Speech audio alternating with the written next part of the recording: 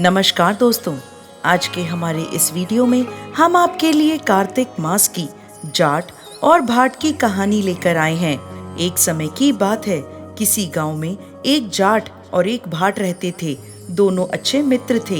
एक बार जाट अपनी बहन के घर जाने को तैयार हुआ तो भाट अपनी ससुराल जाने की तैयारी करने लगा। दोनों साथ चल पड़े। रास्ते में रुककर एक कुएं की मुंडेर पर बैठ गए। जाट ने भाट से कहा, नगर बसेरा कर लेते हैं। इस पर भाट बोला, तू कर ले नगर बसेरा, मैं तो अपनी ससुराल जा रहा हूँ, वहाँ खूब खातिर होगी। जाट वहीं कुएं के पास बैठा पानी की घंटी और चावल के दाने लेकर नगर बसेरा करता है। नगर बसेरा जो करे, सोमल धोवे पाँव, ताता मांडा तापसी, देगी मेरी माँ, माँ देगी मावसी, देगी द्वारका का वास, मीठा मीठा घास, वृंदावन का पास। 5 कुल्ठी छठी राम, मेरा जिबड़ो श्री कृष्ण के पास। डालूं पानी हो जाए घी, झट से निकल जाए मेरा जी। इस तरह नगर बसेरा करके जाट अपनी बहन की घर की ओर चल पड़ता है। जाट की बहन ने भाई के आने पर उसकी खूब खातिर की।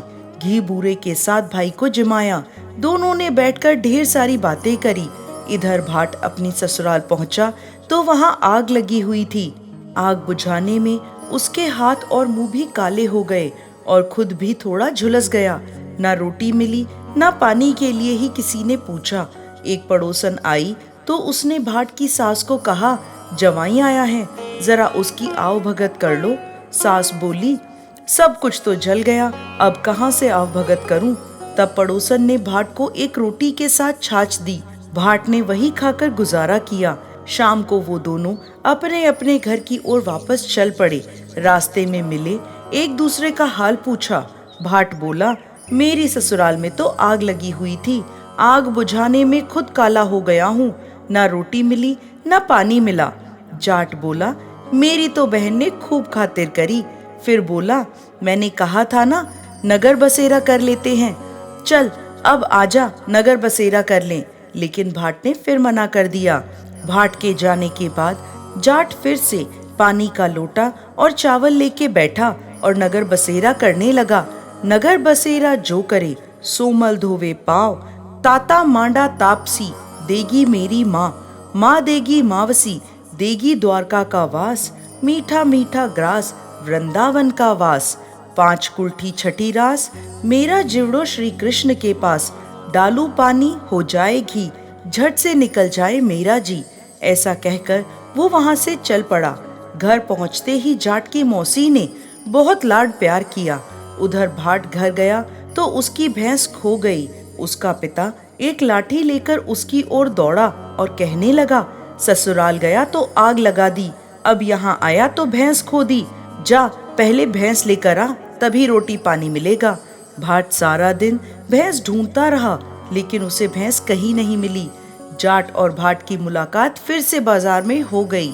जाट ने भाट के हालचाल पूछे तो भाट बोला, वापस आते ही मेरी भैंस खो गई, तब से भैंस को ढूंढ रहा हूँ, रोटी का तो पूछो ही मत। जाट बोला, मैंने कहा था ना नगर बसेरा कर लेते हैं, लेकिन तूने मेरी नहीं मानी। जाट की बात सुनकर भाट बोला कि तेरे नगर बसेरे में इतनी ताकत है तो चल अब कर ही लेते हैं। दोनों ने बैठकर नगर बसेरा किया। नगर बसेरा जो करे, सोमल धोवे पाँव, ताता मांडा तापसी, देगी मेरी माँ, माँ देगी मावसी, देगी द्वारका का वास, मीठा मीठा घास, वृंदावन का वास। 5 कुल्ठी छठी रास, मेरा जिवड़ो श्री कृष्ण के पास। डालूं पानी हो जाए घी, झट से निकल जाए मेरा जी। दोनों के नगर बसेरा करने पर भाट जैसे ही आगे बढ़ा तो उसकी खोई हुई भैंस मिल गई, जिसे लेकर वो घर पहुंचा। घर पहुंचते ही माँ ने कहा, बेटे को आते ही घर से निकाल दिया, सारे दिन से भूखा प्यासा भटक रहा है। ऐसा कहकर माँ उसे घर के अंदर ले गई, खूब खिलाया पिलाया। इसके बाद से सारे नगर में ढिंडोरा पिट गया कि कार्तिक में सब कोई अपने पीहर या ससुराल आते जाते समय नगर बसेरा करें। हे कार्तिक के महाराज, जैसे भाट को नगर बसेरा करने का फल मिला, वैसे ही इस कथा को कहते, सुनते और हुंकार भरते सबको फल प्राप्त हो। जय कार्तिक महाराज।